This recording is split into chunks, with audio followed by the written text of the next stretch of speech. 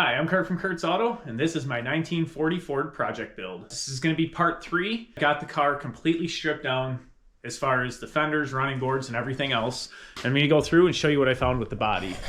So, overall, the car's in great shape. I didn't really record much of me taking it apart because it was a bunch of broken, rusty bolts that fought me the whole time, so I figure I'd just get it taken apart and show you what I found. I do have some rust underneath here that's going to need to be addressed. Obviously, all the bolts that I'm going to have to get out.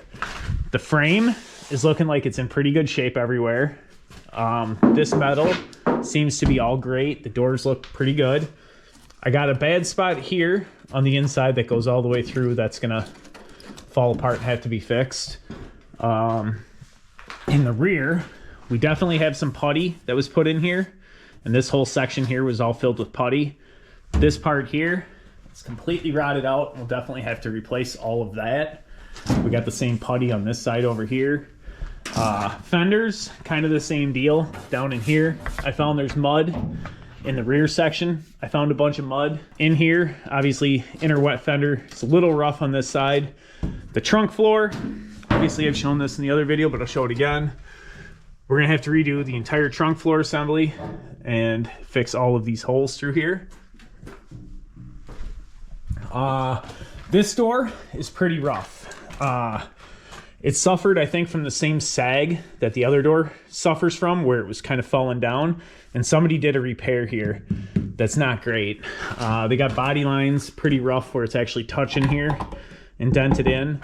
So we're gonna have to address what's going on with the door. She is pretty dented up everywhere too. There's not really a straight panel on this car. I'm seeing more of it as I take it apart here. There's all really good shape though, the metal overall. I did find that my frame has a crack in it right there. Not a huge deal because I'll probably be reinforcing this frame with some plating anyway. Otherwise I'll just fix and grind that down. You'll never know it was there. Still not sure what I'm doing about the engine and stuff.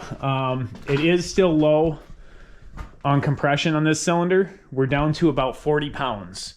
My assumption is it's an exhaust valve because it's not popping through the carburetor, and I didn't see a ton of blow by when it was running that it would be coming from the rings. My guess is it's out the exhaust just from how it sounded. So I probably will get the engine out and pull this cylinder head to figure out what's going on with the compression, or at least do a leak down test to verify that it is the exhaust valve. But we're gonna do that when we get it out, because we're gonna definitely take the motor out. So overall, she's getting pretty stripped. I've got the glass out of this side. I left that window in yet. I still have to take it out. You can actually see a crack right there where it's rusted through. I didn't even notice that. There's a whole split where you can see light coming through on that side, so we'll have to do some welding there. Down in here, this part down here got kind of rusted up. So it is Iowa. It is an 85-year-old car. It's in great shape. It's not perfect by any means, but I don't want a perfect car out of this. I think we're gonna leave it kind of ratty. I'm really starting to rethink the plans on this car because I have a bunch of travels planned for next year that I wanted to take this car on, but I don't think the dollars are there to get it as trustworthy as I wanted. So I think this is going to end up being a longer term project than I originally had hoped.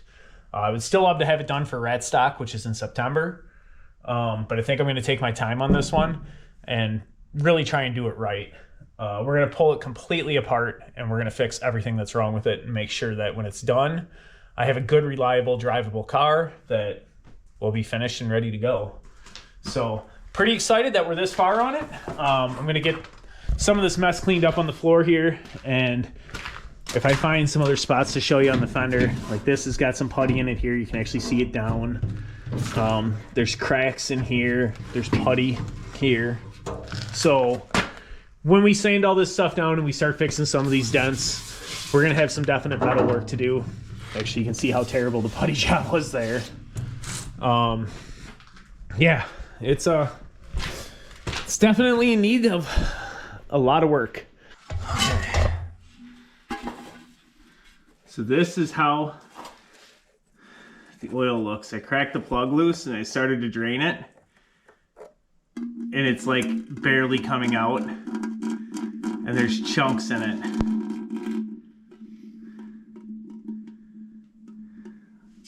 It's like,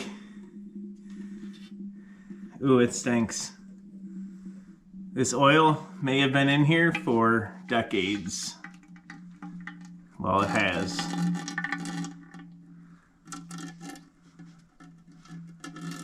Which is why I didn't run it very long. Oh yeah, look at that chunk.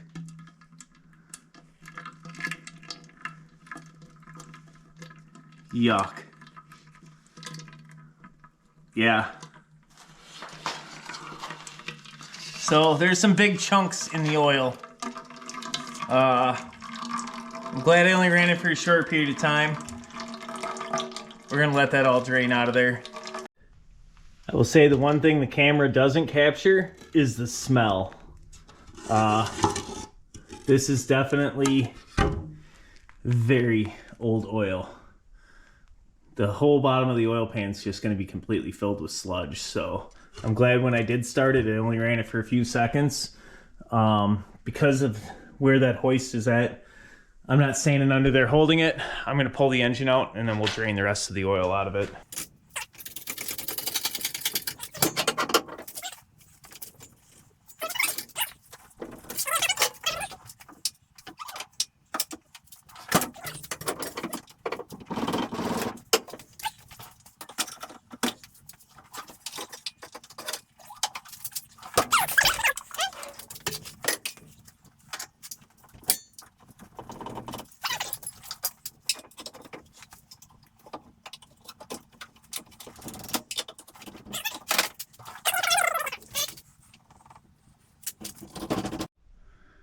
All right, so I pulled the cover off of this to see if there's some way that the clutch fork is maybe holding it. I don't know. It doesn't seem like it. Maybe it's just stuck on there. It should come out. I should be able to pull the clutch and the engine right off the transmission. I don't know why it's fighting me so much.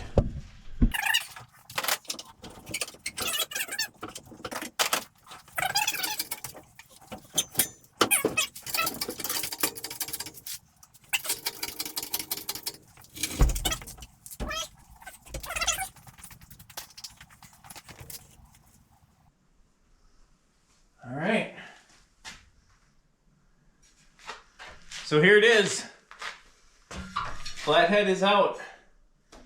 We definitely gonna drain the oil out of it and get it set up into an engine stand. Seems pretty sturdy. My toes should be safe. All right, well, there it is. We have the engine out of there. I'm gonna get this drain plug unscrewed now that I can put this pan here and not have to hold it. And let's see what comes out of here.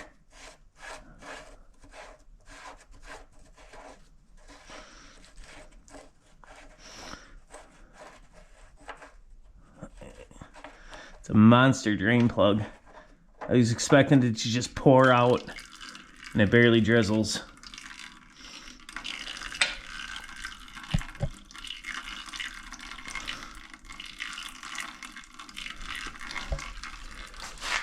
Yeah, it smells nasty. I mean, look at the color on my fingers. All right, so I got a pick here, and look at the tar and chunks. The oil's like turned back to a solid. Whew, that is nasty smell.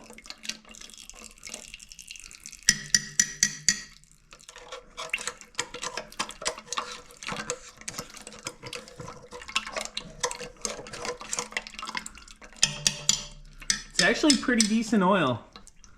I've seen worse. It's not good. It definitely stinks, but as far as the sediment in it, my other Mercury was pretty bad too, and that one runs great.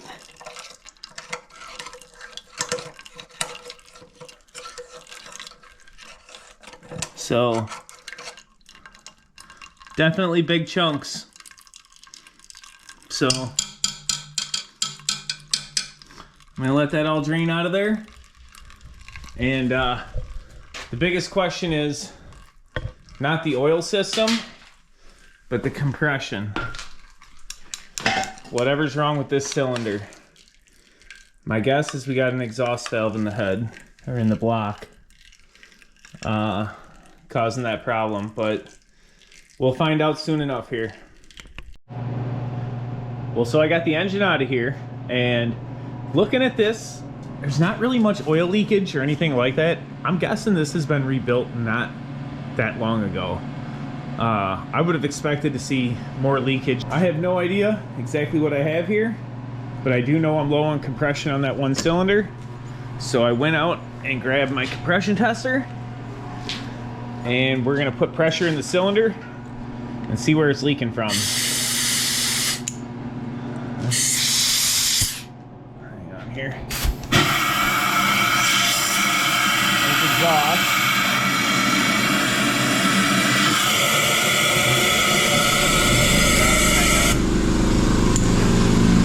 Now I got all kinds of noises going on. I'm gonna need multiple hands for this.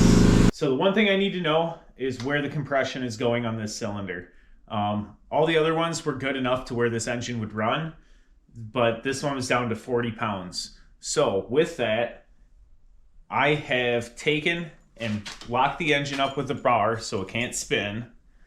And I've got both valves closed, and I'm gonna put compressed air into the cylinder. And sure enough, kind of like I thought, you can hear the air. Ooh. We can hear the air coming right out of the exhaust, which is kind of what I expected to happen. More than likely what we got going on here is one of the exhaust valves has got a little bit of rust on it, and it's hanging it open. So amazingly, and I'll show you this, it's not leaking that bad, because if I don't have the crank held, it spins the engine over and starts to push it out the intake. So it'll make enough compression that when I put air into it, the engine will spin. So the valves are closing, but it's just definitely not sealing all the way, which is what I expected to find. So what we'll probably end up doing is taking a few more things off of this engine for the moment, throwing it in a bag, and then eventually I will probably tear this motor down and we'll get to go through the whole inside of it. So, but it's out of the car right now, which is what I needed. I got a few more things I want to get off of this car, and then we're going to see about what we got to do to get the body off the frame. Well, I think right here is a pretty good place to stop. I'm going to figure out what I have to do to get the rest of these parts put into my shed in the back so they're not laying in the garage. And then hopefully within the next few days to weeks, depending on how my schedule goes, I'm going to get this moved to the back garage where I can get it on the hoist. We can pull the body off the frame, get the frame out from underneath it, and put the body onto a rack. So I hope you're enjoying the videos so far. Make sure you hit that like and subscribe button, and we'll be back on this one pretty quick.